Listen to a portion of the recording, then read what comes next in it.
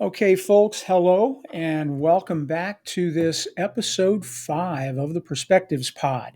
I'm Malcolm. I'm joined by my son, Joseph. Yo. Um, Joseph, hello, Joseph. It's good to have him, always. Simone, unfortunately, isn't with us today because she's on vacation with her mom.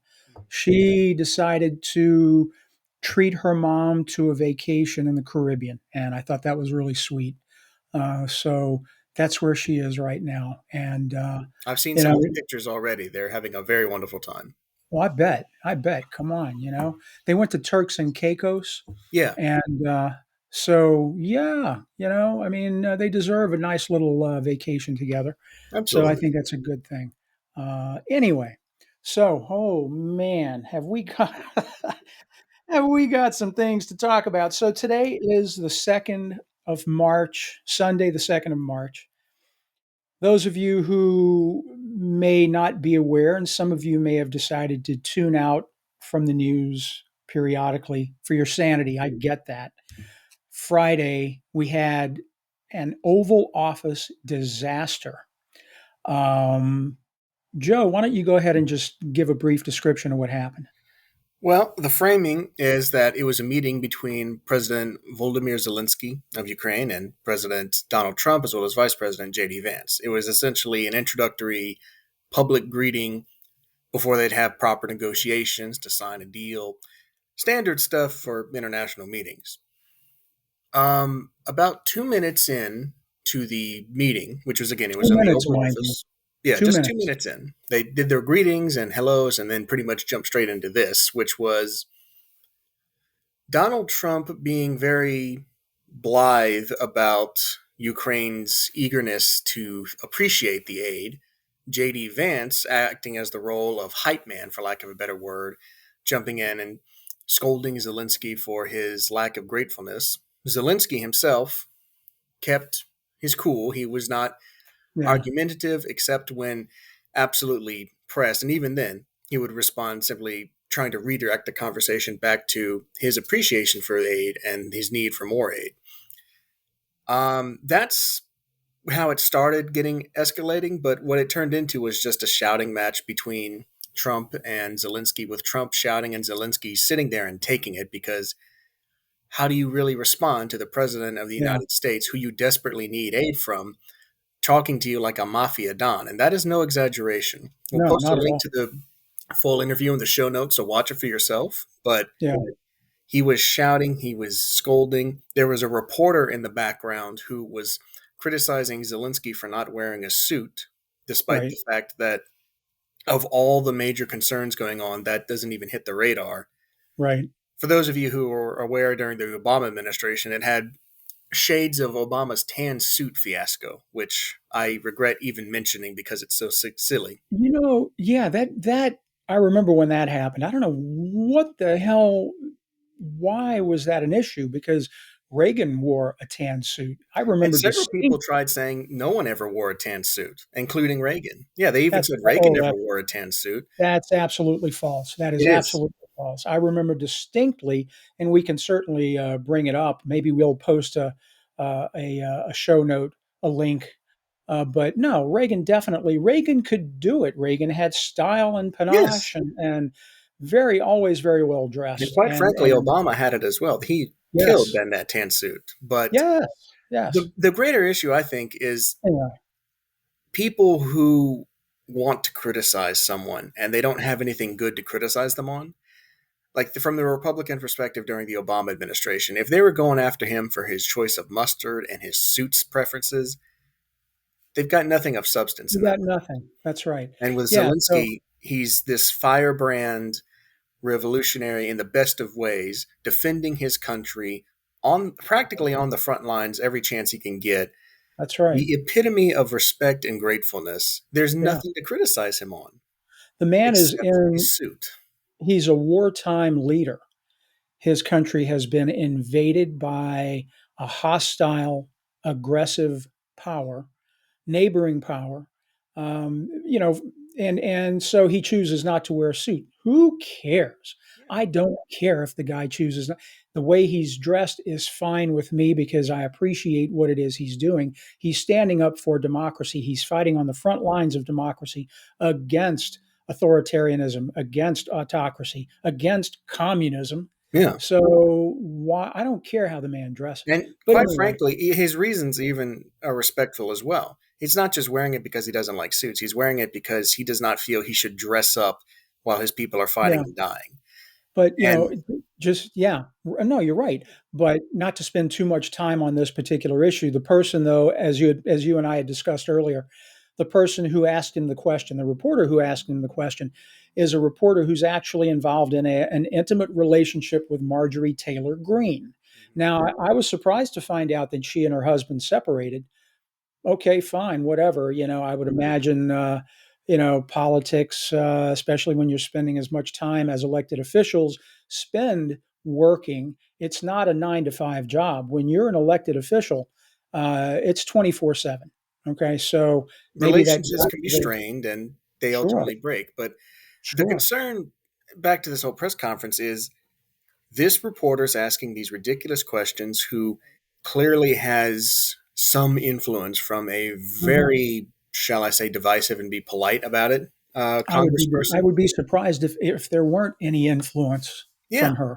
And that's just Uh, the icing on the cake of it because yeah, Donald Trump and JD Vance were basically prepping this as an ambush, as it turns out. They wanted Zelensky to look weak and ineffective. And that's right. I think they wanted to browbeat him into taking Right. whatever deal was offered. And they really It was didn't expect that he would not give in to such cheap tactics. it was such a moment of bullying, truly.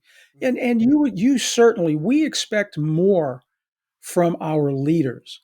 Especially with the nation that we are. Yes, We're the United States of America.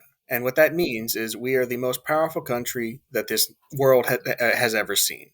correct, We're more powerful than any empire that's come before. Our correct. military could take on the rest of the world and probably win. We are in a position of untold strength. And so when someone comes to us, quite frankly, we should act more like Don Corleone and less like whatever mafia people Donald Trump obeys. Well, Because we you're have right. power, we have authority. You're They right. come to us because they Mhm. know that. Anyone with half a brain knows what we have. We don't need to remind them of that. And yeah, and considering our history since, especially since the end of World War II, where we emerged from World War II, the clear leader of the free world. And back then you referenced it. There was a lot of reference to the free world because, of course, the world was essentially divided up until the end of the Cold War, divided between the free world, meaning democracies, and those that are under communist rule that was led by either China or Russia or the former Soviet Union.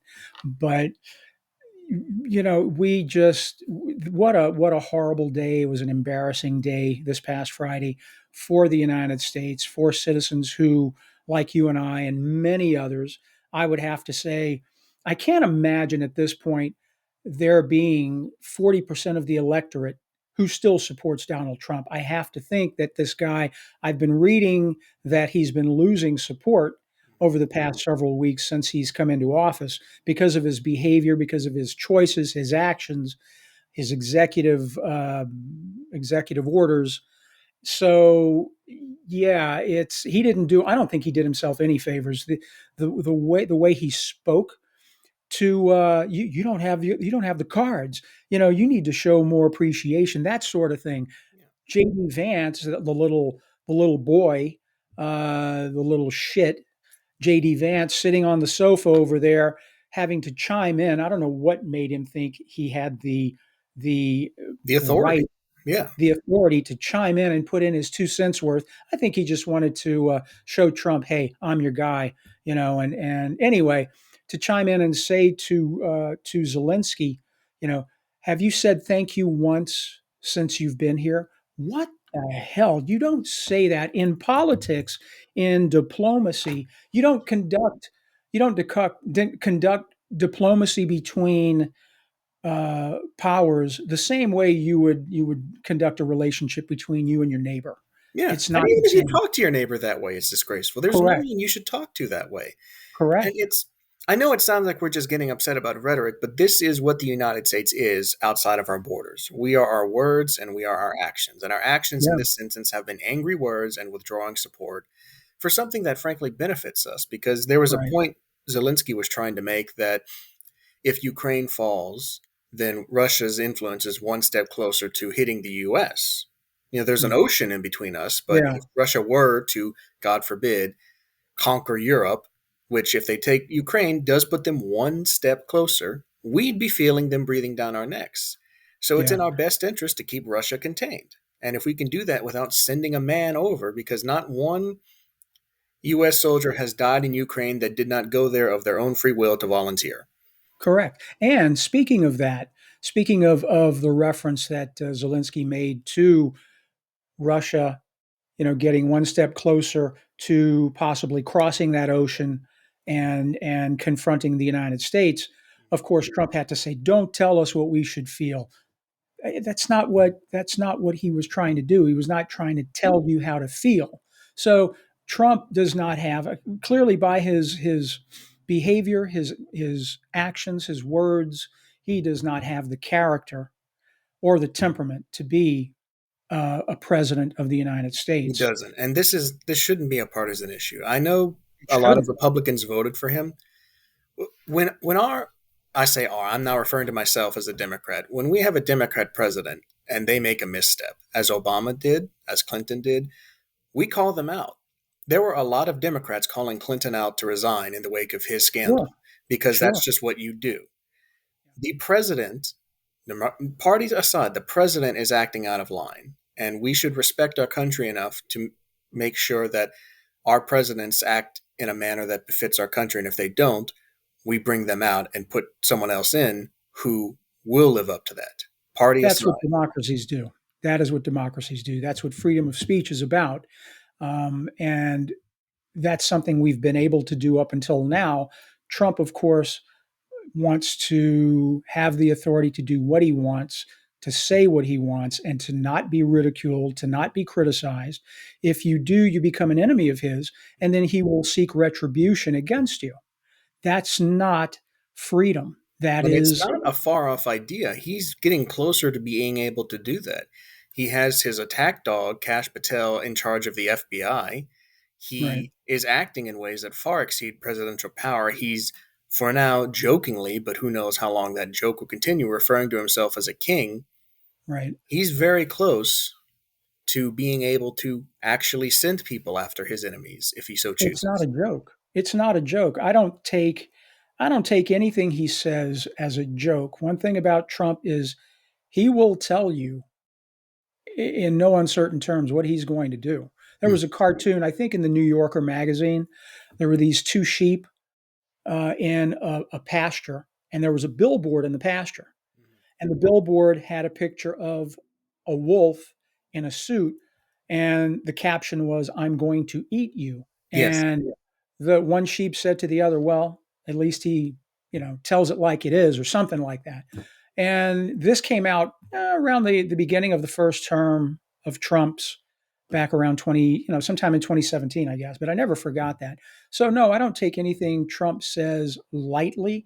I don't say, "Oh, that's just Trump." Bullshit. You know, this guy will tell you what he's going to do. So I do feel, as we've talked about before, his desire, and I'm not the only one to talk about this. There are many people who have mentioned this, many authoritative figures with government experience who have been in various administrations who say Donald Trump wants to carve the world up into spheres of influence. Us handling the Americas, uh, Putin handling Europe, and China, Xi handling Asia. And that And is even going if to that has create, succeeded, even if we get to that point, why would China and Russia let us keep to our own sphere? Why well, sure, when they can get more? It's of not course, set in stone. Anyone who's trying to say that that's just how things naturally come, right, countries get their own sphere of influence, they're right, being dismissive of the fact that throughout history, right, no nation's border has ever stayed the same without effort to keep it that way, whether exactly. that be through trade deals, economic deals, threats of war, or war itself. because countries want to grow bigger and other Right. countries don't want to grow smaller. That's the source of all international conflict. And there's someone who recently said, if I could remember who it is, who recently said that, well, in defense of what Trump is pursuing, well, borders change, borders shift. And yeah, sure, if you're looking to, oh, actually, it was the former. He was formerly affiliated with the Carnegie Endowment for Peace and the Moscow office His of the first name is Carnegie Endowment. Dimitri. I forget his last name. Yes, But he and did a that was on recent a interview podcast with Ian Brewmmer. with Ian Brewmmer, exactly, on Ian Bremmer's podcast. And that's where he mentioned, how, oh, well, borders shift, borders change. Well, no, because unless you're going to allow your border to shift A border doesn't by shift way, unless a person chooses to shift it. correct, correct. So, no, I mean, anyway, we can't let this happen. Um, Talking further about what has transpired since the disaster in the Oval Office on Friday. One of the things is something mentioned by Ursula von der Leyen, who is the leader of the EU. I forget her exact title, but she's calling for an urgent rearming of Europe. Of course, since the end of World War II, you had this Pax Americana. Mhm. And Just to interject really briefly, she's the lead president of the European Commission. That's her official okay, title. there you go. Okay. So ever since the end of World War II, we've had this American peace, the Pax Americana, the United States being the most powerful nation since then, economically, politically, militarily. We were able to keep the peace, us along with our allies, to make sure democracy thrived. And now that that is no longer the case, thanks to Donald Trump insulting our allies, making the world a more unstable and less safe place, allying the United States with Russia, we are in a state now, in a situation where our allies cannot depend on us anymore.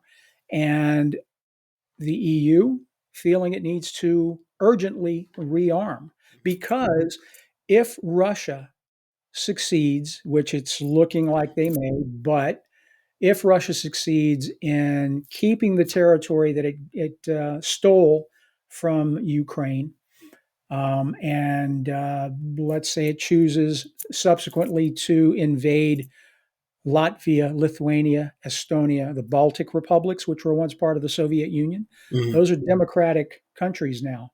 I'm not sure if they're members of the EU yet, but let's say they go there. Then what about Poland? Poland, if I'm not mistaken, Poland is the next in line after Ukraine.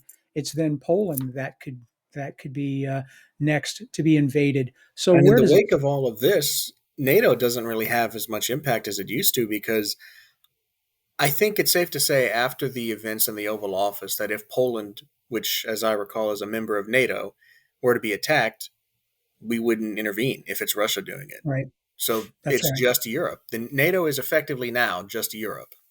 Yeah. Now, I will say that NATO's the okay, NATO, the European countries, the European Union, their economy is about, I read recently, 15 times larger, their economy, 15 times larger than that of Russia's. Yes, Russia is a paper tiger.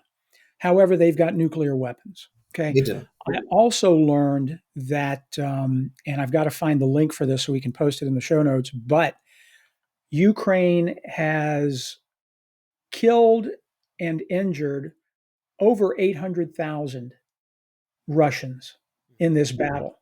They've been beating the shit out of them. Yeah, And it's, of course, we were able to, we provided them with weapons, but they've been doing the lion's share of the fighting. yeah. And the reason they're fighting so hard is because they're fighting for their survival. So, and so over 800,000, it was cited, I think 825,000. And that was also in that same Ian Bremmer podcast. Prior to his interview with this Russian person, Dimitri, he interviewed someone who is, I think, a member of the EU and a member of the parliament of the EU. Anyway, she cited this number, and I thought that was just amazing. Anyway, long story short, Ukraine is fighting for their lives. They've got their back against a wall, and they're fighting like a rabid lion, Mhm. and they're doing a great job. But And they they can't need do help it to alone. maintain it. And it's in our interest in every conceivable aspect to do that. It's in our interest morally. We are a democracy, at least for the moment, Right? and we want to support other Absolutely. democracies. It's in our interest politically because by supporting a European country, we gain the respect of Europe, which does help in trade deals and other future agreements. And from Henry Kissinger's realpolitik perspective, Yeah. just the most amoral, what benefits us. We're not sending Ukraine our most advanced equipment. We're sending them our surplus. We're sending Hmm. them stuff that's just sitting in storage. Sure. That's still Sure. great stuff, but it's Yeah. not our best stuff by any means. It's already been built. We're just giving it to them for a heavy discount or for free because then they put their lives on the line. Again, we don't lose any soldiers. We're across the world. We face no direct risk, but we could Right. fight a proxy war against Russia, which, despite what people may say, is not our friend. And even if they were our friend, from this same utilitarian perspective, there's better countries to align with out there with better Well, that's right. economies, better resources. Correct. It's interesting. Russia is not our friend. They're certainly Donald Trump's friend. And I'm not saying that facetiously, I'm saying that literally. Donald Trump has had a bug up his ass for the European Union for a very long time, for Europe and the European Union. In 1987, he visited Moscow, I think for the first time. It was before that visit that he married Ivana Trump, whose father, by the way, worked for the KGB. Yes, he did. Look it up. And went to Moscow in 1987. And then, after, not too long after his return from Moscow, he posted art, ads. He posted ads in major newspapers talking about how Europe is not our friend, and et cetera, et cetera, et cetera. So when you think of these things and you look at his behavior now, how he really admires and can't say enough good about Vladimir Putin, the guy is, I am convinced, a Russian asset. We have a Manchurian candidate in the White House, folks. At first, I thought to myself, back when he ran for his first term, and he was saying things like, Russia, if you're listening, something about Hillary's Yeah, emails, you know, the and hacker I'm like, releasing what? them. Why would he say such a thing? Why would he say such a thing? And then there were people talking about how, Russia was interfering in our election. Paul Manafort, his campaign manager, I guess, He for was his high up first in the term. campaign, yes. Yes, I think it was his campaign manager. He had done some work for Russia, in fact. So you connect the dots, guys. That's all I'm saying. Connect the dots, and then you can't help but come away with a really strong suspicion that Donald Trump is a Russian asset. So this is uncharted territory. It's horrific, and it's something we need to fight against in any way we can. And we need Uh, to because, look, this is just simple national security. The leader of yes, our country cannot be beholden to another country. I don't care if that country's Liechtenstein. It indeed. has to be a United States first representative. Trump That's may right. say America first, but let me tell you, as you No, said, what he's done in the past week, what he's done since this administration started, has been in no way beneficial to Americans. not at He all. might be cutting spending through Elon Musk, but what spending is being cut, it's like if you cut your power bill to save money. Sure, you're Correct. saving money, but you also have no power now. Yeah. I want to talk a little bit about, okay, so Ursula von der Leyen talking about the EU urgently moving to rearm. Um, and Trump, when you think about it, Trump wanting to take us out of NATO. Okay, so I did a little research before this, before our podcast. I did some research online just to see what the effects would be if these two things happen. We were taken out of NATO, and then Europe were to build up its military, Europe in general. Okay. So, a few things that I learned, and I jotted down some notes, which are here on my screen, it would end up there would end up being a power vacuum, because and it would certainly embolden our adversaries. Russia, for example, would feel emboldened, and they would want to test European resolve. Okay, you've built up your militaries; they're going to feel threatened by that. So there's going to be some conflict leading to this military buildup. I understand Europe wanting to build up its defenses, but that's why we have military bases. The United States has military bases throughout Europe to defend against former Soviet, now Russian aggression. And to Okay, protect our trade interests, because we trade a lot with Europe. totally. You're absolutely right. And a lot of people don't think about that. Um, Also, China could benefit from weakened transatlantic alliances. It could expand its economic influence with and military influence when you think about it, with fewer constraints. Yeah, and it wants So, to make inroads into Europe. It's yes, China's trying to sell a lot of vehicles there, a lot of equipment. yes, They have a yes, lot of national interests that are trying to open up business branches there. And without U.S. influence, China's the next biggest partner. yeah. And let's face it, without the United States being a member of NATO, NATO pretty much becomes irrelevant. Yeah, because the EU already exists. It's just the same thing. Yeah, that's right.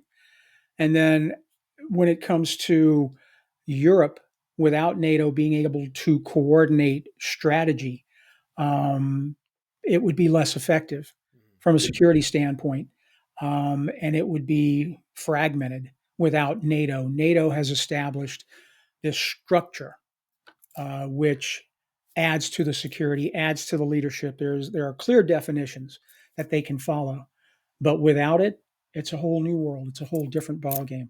And then there's also the shift in power dynamics globally. You know, certain security guarantees would no longer be, you could no longer depend on them. A multipolar world, and this is something I remember studying when I was an undergraduate a long time ago because my minor was foreign policy. I just find it fascinating. But in a multipolar world, there's lots more tension and chance for conflict because you've got these competing interests. And this one's going to go on an incursion to invade this country or test the boundaries of this country or that country. And there's just going to be much more instability in a multipolar world. And then also, when you think about it, the erosion of the US's soft power. Case in point, US aid. US aid was a great example, is and was a great example of our soft power in diplomacy. Hard power is the military. Soft power is our diplomacy and the things we do to help And be countries. helped in turn because a grateful country is a loyal ally. Correct, correct.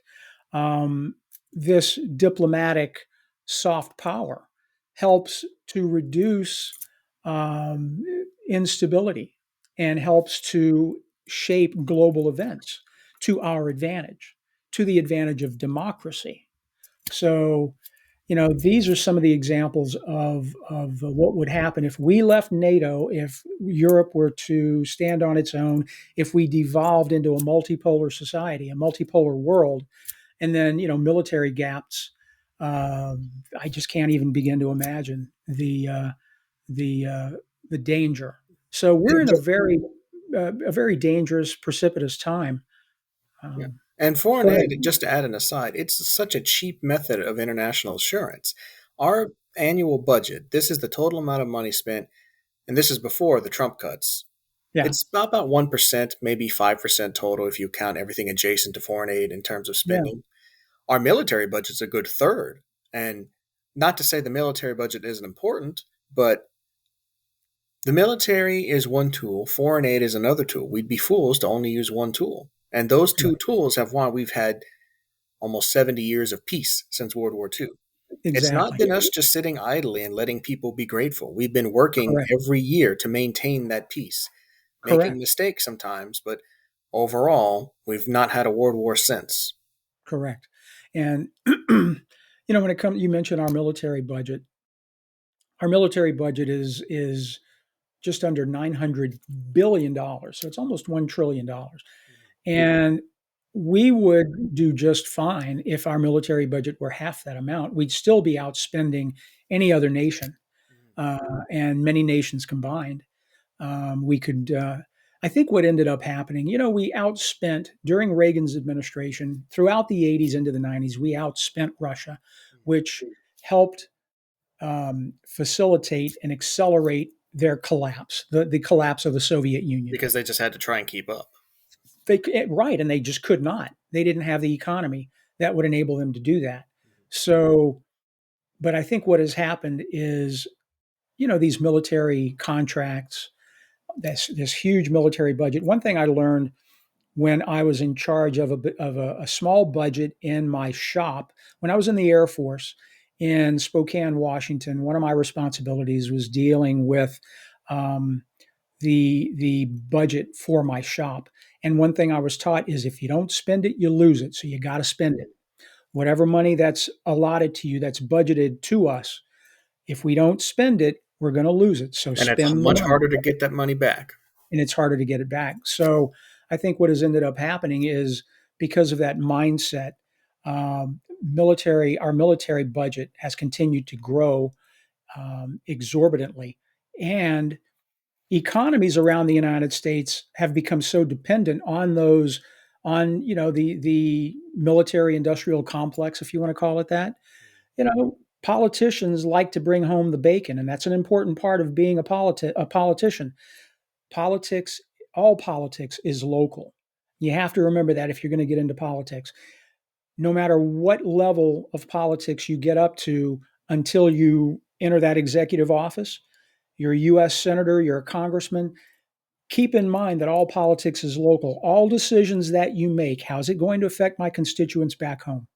Okay. You have to always think that way if you have a desire to stay in office. Yes. So anyway, the point I was going to make though was these military contracts, the huge military budget that we have, nearly $1 trillion, all that bacon that's being brought back home by these politicians to their constituents, to their districts, that's hard to reduce, Because because you'd if be you getting rid start, of jobs. you'd be getting rid of jobs. So I mean, a we've really military, created a monster. correct me if I'm wrong, a military base, I mean, it not only employs the soldiers there, it employs local contractors that might provide Yes, services. It funds a lot of shops and services around the military base. There's a lot correct. of soldiers with a lot of money who might want to let off some steam. And all Absolutely. of that contributes to the economy. But that's not the only way. Our Right, infrastructure across the country is crumbling, and right. that needs a lot of investment. It also needs a lot of workers. What better Sure. way to bring home the bacon, as you put it, than instead of a fifth military base in a landlocked country in the United States that's never going to face a conflict, you Right. bring a work program to Yeah, fix roads, put power lines underground instead of above ground to make sure they're more resilient in storms. You need correct. people to dig those ditches to put those lines in. You need people to survey the land. You need a lot of people, and that's a lot of money that's going to come into those communities. You look back on when we were in the Depression during the 1930s, and this current administration is at war with FDR's New Deal. They want to dismantle the government that Franklin Delano Roosevelt created during the Depression. They think it's no longer needed. Well, that's a pile of shit because part of that is Social Security. They want to take down Social Security.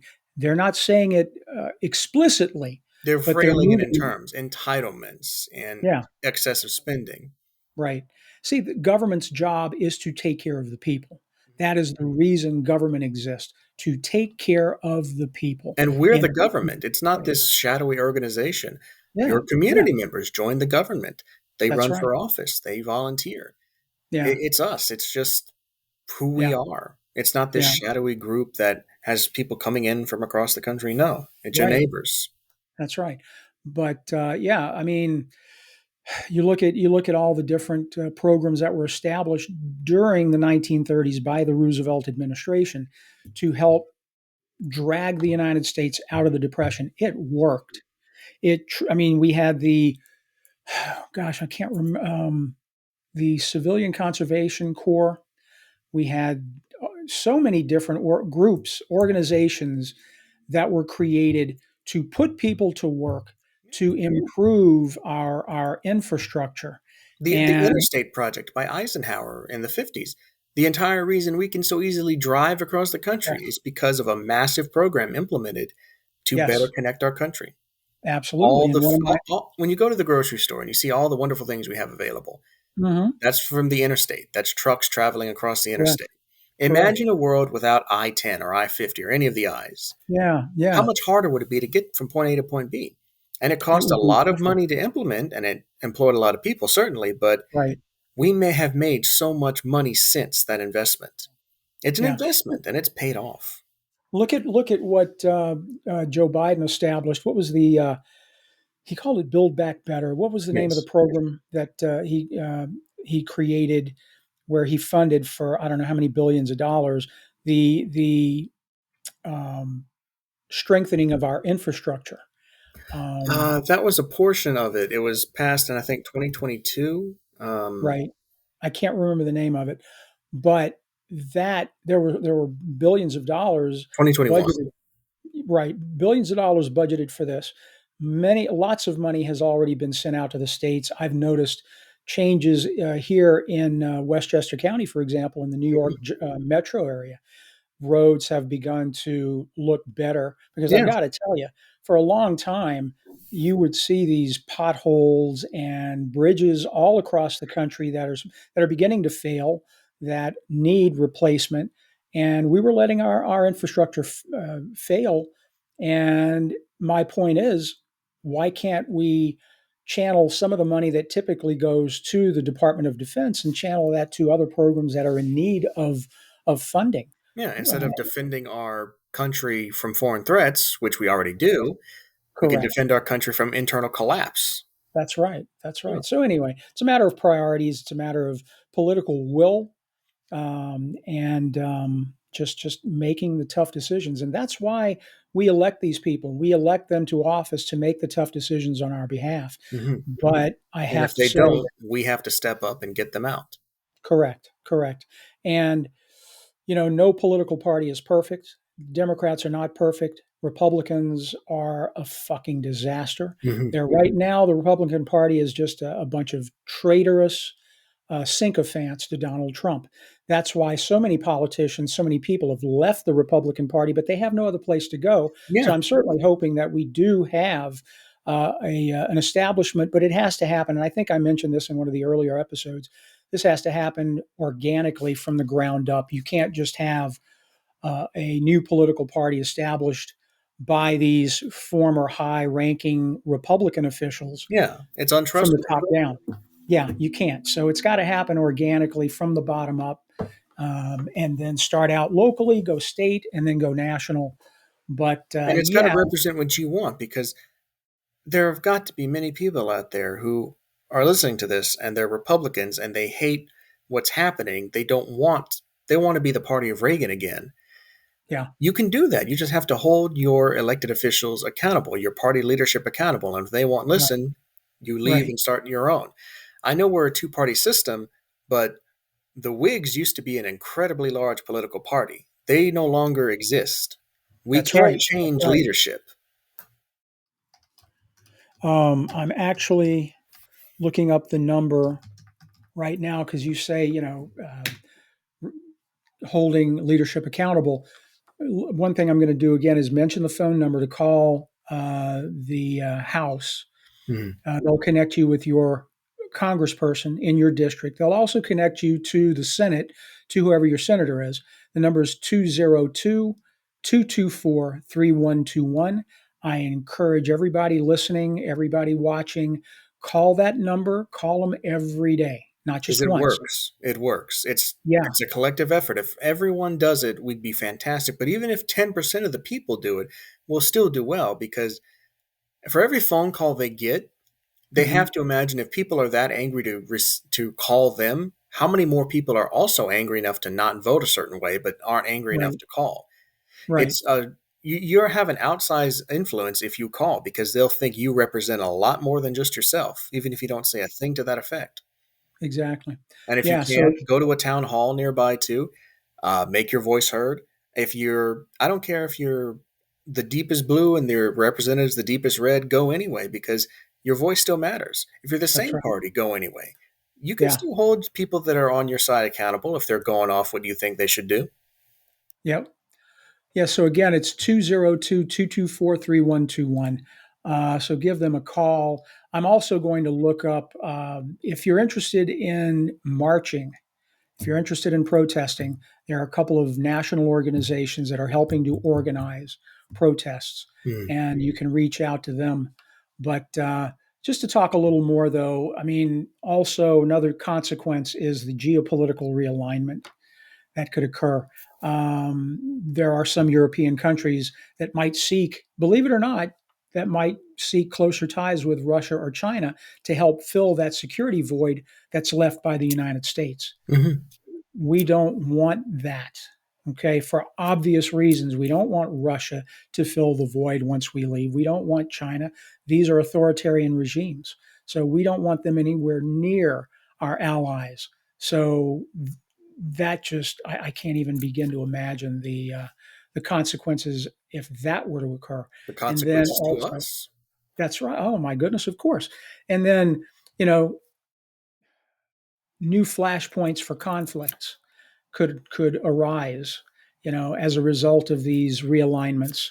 So it's just, and then when you think about the economic and trade disruptions, as Joe mentioned earlier, because of all the trade we do with Europe, all the trade we do with the Far East, if these spheres of influence are allowed to become established, well, you can pretty much you can count on trade being severely disrupted for the worse, not for the best. Hmm. Um, we stand to suffer a great deal of disruption, negative disruption. Sometimes disruption can be positive. Change can be good as well as bad. But folks, when you look at the logical outcomes of what could happen because of what Trump is trying to do, trying to accomplish, it's not good at all. Hmm. So, Joe, let's talk a little bit about Curtis Yarvin. Yes. Tell us why you feel a discussion about Curtis Yarvin is important. So Curtis Yarvin, I'll get into his specifics right now, but the reason why we bring it up in this episode, as it relates to the current situation that stemmed from the Oval Office to the Trump administration as a whole, is Curtis Yarvin is an individual who has a philosophy that is very influential among powerful people such as Peter Thiel, who is I believe he's the either current or former owner of PayPal. He's the founder of PayPal, a very wealthy businessman who was essentially the mentor to J.D. Vance, and to this day they still have a strong relationship. Elon Musk is also someone who embodies ideals expressed by Curtis Yarvin. He has not publicly stated to support Yarvin's ideals or reject them, but you can see a lot of similarity. And these are just the two people that you can see the most obvious connections to. Now, getting into who Curtis Yarvin is, he is a thinker, a modern day thinker of philosophy that goes against the democratic and sort of liberal consensus that is popular in most other spheres of influence. Um, he was also known by the name Mencius Moldbug, which he Yeah. used to write on his blog in the early 2000s, and his blog was called Unqualified Reservations. He presented ideas that at the time he didn't give an official name to, but these ideas were centered around the idea that democracy, the liberal sphere of politics, weren't inherently good, that they were just merely one perspective and they could be harmful and lately have been harmful. And his idea was that we should follow a different perspective, we should have a different system. He looks to corporations, which are centered around efficiency, growth, and success. And the word he gave to this idea of running states like a corporation is neocameralism. And Mhm.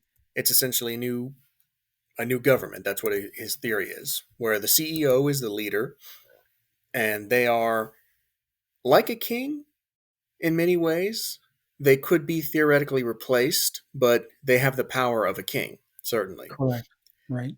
These beliefs of his have been more recently codified into a general philosophy and worldview called the Dark Enlightenment, which is a counterpart to the Enlightenment era of recent history, where freedom of thought and liberal expression was considered the highest ideal.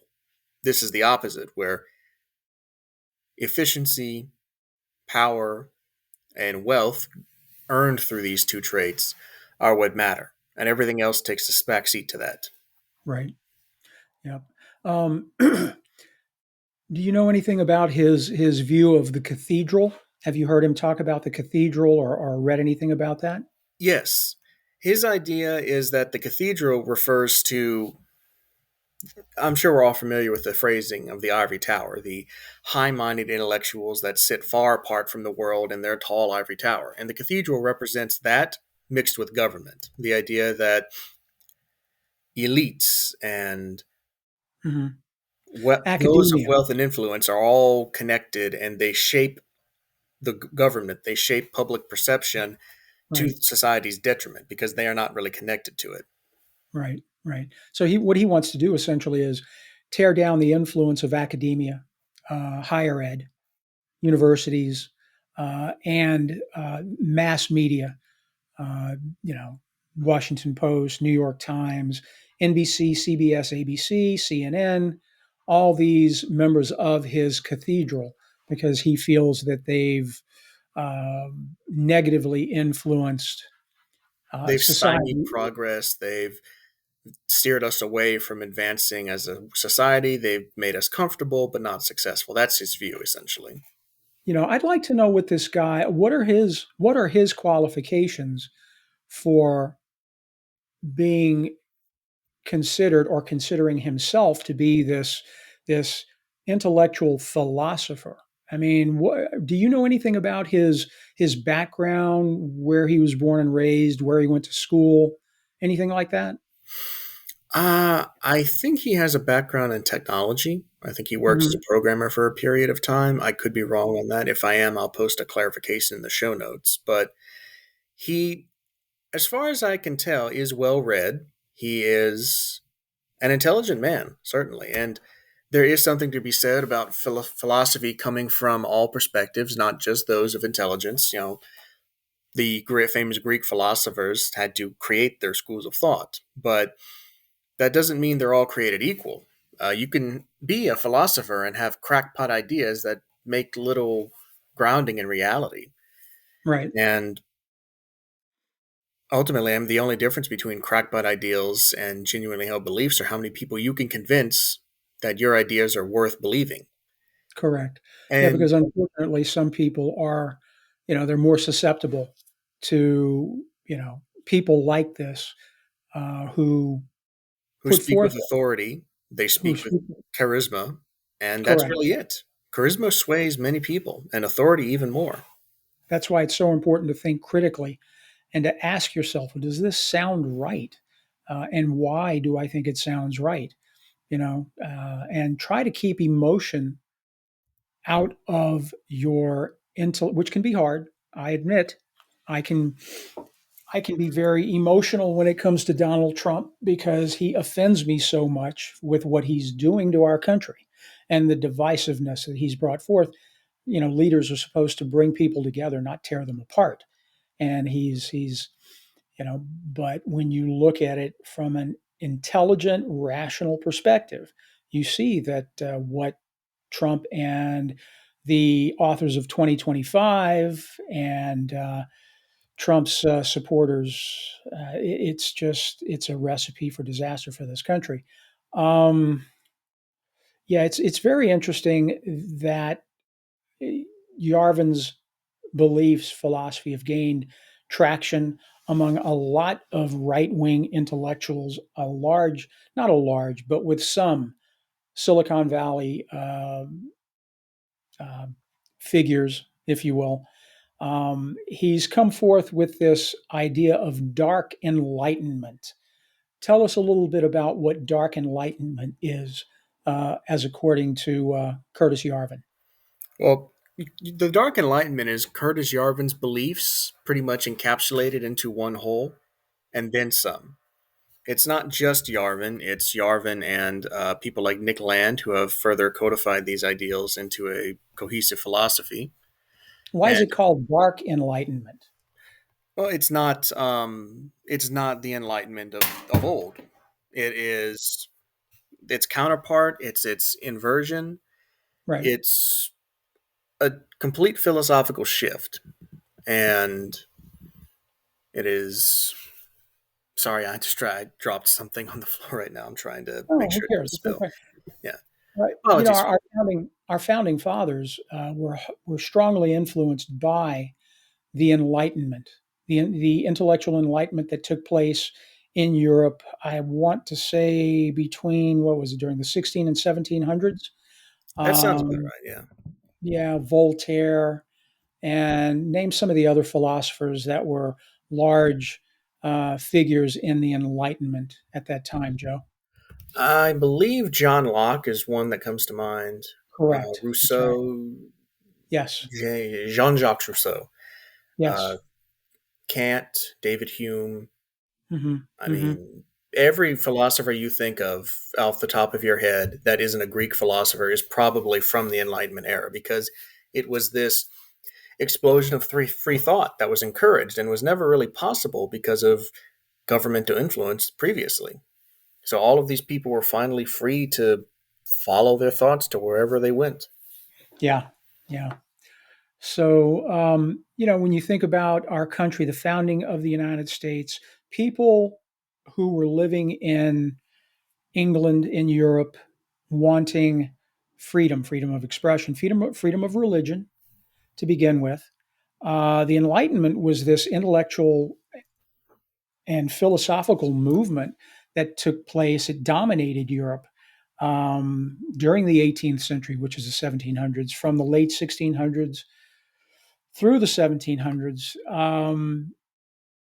advocating reason, intellect, thinking, skepticism, thinking critically, And which such is a something. variety of ideas, too. It wasn't one person from their ivory tower espousing these beliefs, it was several people. Now, John Locke and Hobbes, they are almost diametrically opposed in beliefs, but they were both out That's there. right. They argued with each other, or at least if they didn't personally do it, their supporters certainly did.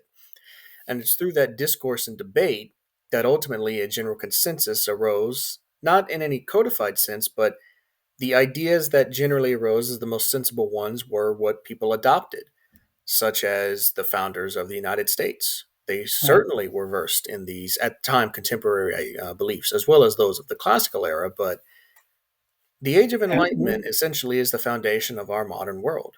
And I understand Absolutely. the Dark Enlightenment its name perfectly is perfectly suited to rejecting that because it Yeah. rejects the entire premise of freedom of expression and freedom of thought. Which is absurd because and the reason that is absurd, Dark Enlightenment is diametrically opposed to the Enlightenment. It wants to take us back. Dark Enlightenment advocates authoritarianism. It advocates ignorance. It advocates a submission to uh, those who know best. It's very pro fascism because fascism believes that there are certain people in society who are smarter and better and more deserving than others. That's what fascism is. Mhm. That is what this dark enlightenment philosophy advocated by Curtis Yarvin is about.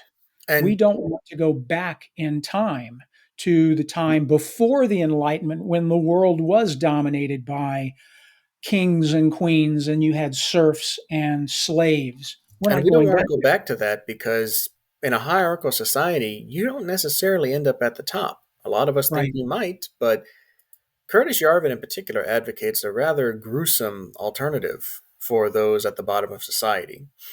In a Correct. post he originally made on his blog in 2008, he presented first off, he framed non productive members of society, that's anyone who can't earn a living, who isn't wanted by anyone else, people who in our current society might live off of welfare and of charity because they can't support themselves.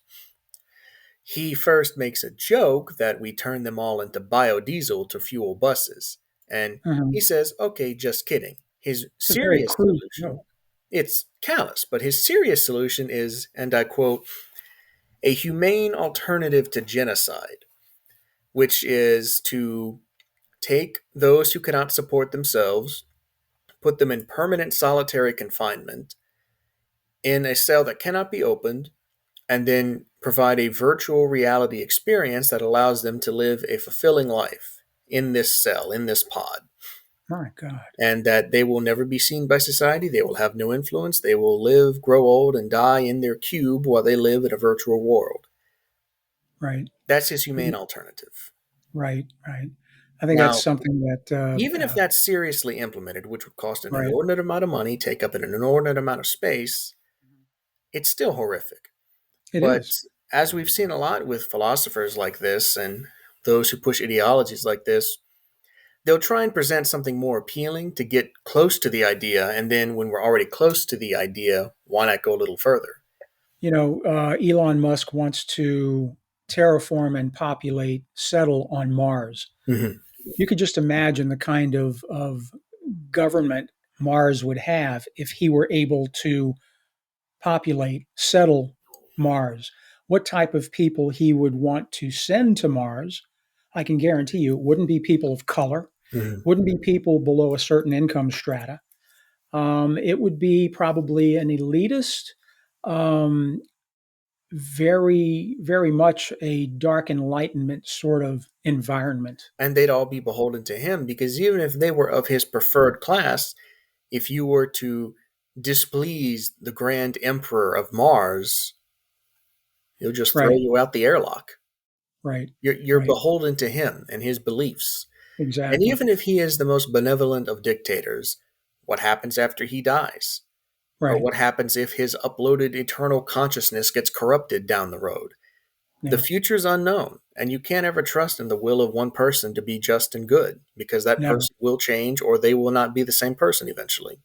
Human beings are fallible. Mhm. There is no perfect human being. That's why we spend Um, so much time coming up with systems of government to be in the way of humanity because that's exactly why our founders established our democracy and why our democracy, moves slowly. There are reasons why it's designed the way it they is. spent a long time debating this. And when I say debating, I mean they probably got into fistfights over it.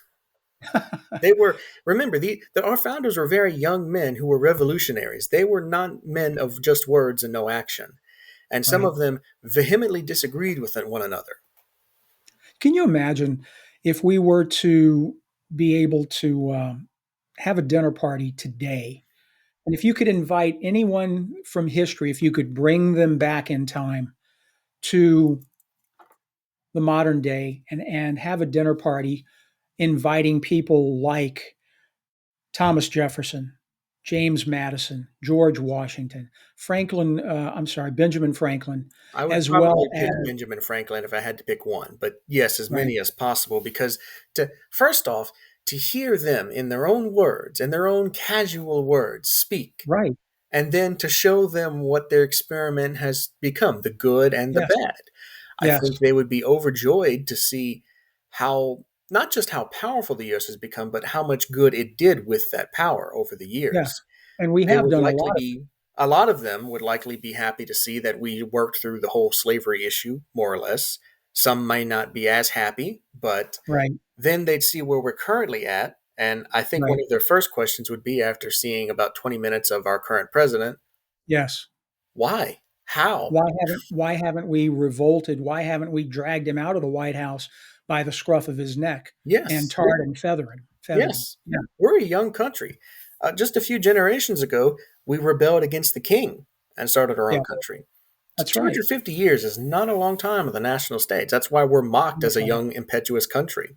Correct, correct. And I'm hoping you mentioned that, and I'm hoping that what we're going through are growing pains, um, and that we emerge on the other side stronger and better.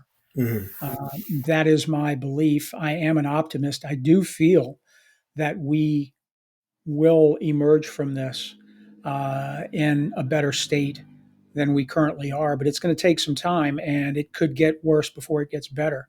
I think But you're right. I think we will emerge. I but we have to work at it. We can't just Yes. talk about it. We've got to do the work, because if we don't do the work, if we don't pester our elected officials, if we don't demand democracy and justice, we won't get it. And those who are influenced by people with terrible ideas, such as Curtis Yarvin, will maintain power and work to implement that system, and it won't be good for any of Mhm. us. And it's a free country. Curtis Yarvin has the right to Yeah. have his beliefs. I want him But to be free and able to speak his lunacy as much as yeah, possible. I just yeah, want everyone to be intelligent enough to make their own decisions on if it's worth listening to or not. correct. And his rights end where my nose begins. Mm-hmm. But talking about the Enlightenment, though, I mean, everything that it brought to us, everything that it brought to our founding fathers, uh, is what they used in drafting the Constitution, drafting the Declaration of Independence. Mm-hmm. Individual rights and liberties, which everyone wants. The It push was for the practically separation new. of I mean, the push for the separation of church and state, yeah, and questioning religious authority. There should be no one religion that's above any others. yes. I can just imagine, I can just see this administration, the Trump administration, establishing Christianity as the official religion of the United States. They're working That on it. They've already ties, established an office of faith, and which yes, just the very concept of a government office of faith is antithetical to the spirit of separation of church and state. absolutely, absolutely. He's already, I believe, he signed an executive order making English the official language of the United States. That is We've true, never yes. done that before. Yeah. I And mean, there's no need. We already all no, speak English, and there's a small section of people who don't. correct. They'll eventually learn it because if you live in a country, you're going to learn the language. Let me tell you what happened. Let's talk about something for a minute. Um, being from South Louisiana, being Cajun, Mm-hmm. French Acadian in Yeah. South Louisiana, it's called Cajun. My ancestors came over the ocean from France to Canada Mm-hmm. and settled in Canada. They weren't allowed to practice their religion. They had to swear allegiance to the king, King George III at the Mm-hmm. time. They refused to do that. So they were kicked out of Canada, out of Nova Scotia. And they came south to the United States. Some settled in Maine, some settled along the northern portion of the United States, Minnesota, Wisconsin. A good portion, a good majority of them came down to Louisiana, settled particularly in South Louisiana, which is where we're from. Yeah. And they wanted to practice their Catholicism. They wanted to speak their language. Now, my parents, being born in 1921 and 1922, my father in 21, my mother in 22, grew up during a time when children were being forced to speak English. Mm-hmm. They were being punished, corporal punishment, paddled, hit with rulers if they spoke French in class, because they were being forced to learn English. Now, of course, I appreciate and understand the need to know how to speak English. Yeah. It is You need to be able absolutely to have a important. common shared language, but not the only Right. language. Correct. And that's a reason why, and it stems from that belief in stifling the French language, forcefully stifling the French language. That's a big part of the reason why we've lost our ability in South Louisiana to speak French. I Yeah. don't speak French I don't because either. right, my parents grew up in that environment. They would go home, they would speak French, but they didn't want their children to learn how to speak French Yeah. because it had been ingrained within them that it was something embarrassing. And so the French language in South Louisiana is dying. And that's Mm-hmm. a damn shame, because when you lose your language, you lose your culture. And we're slowly losing our culture. Um, a culture that I have a great deal of admiration for is the Puerto Rican culture. Mm-hmm. And it's because of my wife, Sadia, who is Puerto Rican. She was born in New York, but she's Puerto Rican first, Yeah. last, and always. She's It's our proud of her Puerto culture. Rican Yeah. heritage. Absolutely. And they will never they would, we talk about it sometimes how, Puerto Rico should become a state. It is a territory. Yeah. It's in this limbo mode because it's not a state, it's a territory. There are certain rights. I don't believe they can vote for president in I Puerto don't think Rico. so. I think they get a representative, but they can't vote. They're just present. That's all it is. So I would certainly be happy if Puerto Rico were to become a state, but a major sticking point to them ever becoming a state is they will refuse giving up their language. They Hmm. speak Spanish. They will continue to speak Spanish no matter what, because they understand if you lose your language, you lose your Yeah. culture. And they can certainly So learn English. I'm sure they'd love to promote having most English of them speak lessons. English. That's true. Most of But them there in you Puerto go. Rico speak, yeah. Yeah. So it's not a matter of And, learning English. and it's not even a novel concept. Europe's handled the idea of a multilingual society Yes, expertly. You know, that's right. the Danes can speak flawless English 1 second and then flawless Sure. any other language they know. It's not Listen, when I hard was to in learn multiple languages if you start young. correct, when I was in England, stationed in England at RAF Bentwaters in Suffolk County, just outside of Ipswich, a place that's very dear to my heart. Mhm. But I remember attending classes on base with the University of Maryland. University of Maryland would provide college courses on base, and we had not only military members, we also had civilian employees working for the Department of Defense attending classes. We also had spouses of military members and these civilian folks who were able to attend classes. And I remember this one woman. She was Belgian, but she spoke English, French, and Dutch. Three languages. Here Mhm. in the United States, the majority of us, the vast majority of us, speak one. I wish I could speak more than one language. I should be able to speak French. Yeah. I'm trying to learn Spanish off and on. I get frustrated with it. But anyway, it's just it. I admire people who can speak more than one language and do it proficiently. And it's great for expanding your horizons because there's so many more books you can read, shows you can Yeah, watch, music you can yeah, understand. It yes, yeah, changes your perception on communication itself because suddenly you have to think the same concept can have multiple words. I mean, it's a wonderful way to increase your mental ability in general because in the process of learning that language, you right. find so many new ways to look at the world. And that's you're right, and that's something else that makes me think of the Enlightenment. Hmm. The Enlightenment being the philosophers that developed the Enlightenment. One of the things they advocated was social progress, um, the potential for human advancement through reason and education, improving society through education, through reason, and growing, allowing people to grow and become better, Yeah. and improving society as a whole.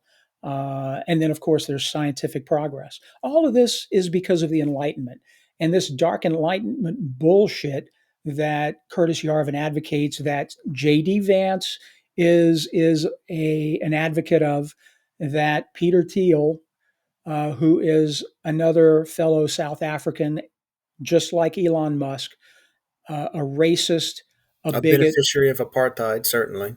and a beneficiary of apartheid, and by the way, a gay man, which I find very ironic. Hmm. But anyway, yeah, I mean, they advocate this dark enlightenment. No, we're not going back. We're not going back. So anyway, um, yeah, these are things that we wanted to talk about today. We've been doing this for what now, about over an hour. I don't know. Hmm. I Yes, Simone usually helps rein us in from going on too long about politics. As you can see, uh, that's a very important role. mhm. Yeah, but we had so much we wanted to talk about, especially since the fiasco in the Oval Office Friday. Which we're The going to see the repercussions of over the we coming will months. It we may will seem like a small thing, but you have to remember this is not me saying that World War III is going to start, but World War One started because of an assassination attempt that was successful. That was it, and it yeah, spiraled out from there. This could right, very well lead to as you said, a geopolitical realignment, an independent EU from NATO, the yeah, rise of China as a true global superpower, not just regional, Right. and so many other things. Yeah. Because now countries know they can't trust us. We, quite frankly, we're no longer the leaders of the free world. I Yeah. Can you I'd say imagine? that's Ukraine. Yeah, that's a good point. I can't imagine. I never thought I would see it in my lifetime. Never expected this, but things have happened so quickly since 2016, since Donald Trump walked his fat ass down that Fucking escalator, escalator, yeah. and it's just gotten worse and worse. I will say this though, and I say this to all people out there, if you're watching and you still support Donald Trump, we have you to thank for all this. And if you are any of my family members, you're watching this and you still support Donald Trump, please stop. Yeah. Please stop. Please stop, because while you may be to blame for this, you're also the only people that can fix this. We need your support. Us Yeah. who do not like Trump, who do not Yeah. support Trump. We don't have enough numbers to speak for the whole country by ourselves. But if those of you who don't like what's happened after your vote speak with us, then we have a majority. We have a huge majority. Yeah. Yeah. If you You care got for, lied to. Every Trump supporter who voted for Trump, you were lied to. they were lied to. They Yeah, were absolutely lied to. They were duped. And that shouldn't happen. that's But not anyway, any way to treat any Americans. no, I think this is a good place to end it. Yeah, Um, So, anyway, that's it, folks. And we thank you very much for watching, for listening. And if you like what you've heard, give us a thumbs up, share the podcast, and subscribe if you haven't already. Again, we're grateful for your attention. And long live democracy, please. absolutely. Wherever it may All be. right, Joe. Yeah, Thanks, dude. Great to absolutely. see you. I'm glad to have you on this. All Anytime, right. man. See you, folks. Take care. Adios.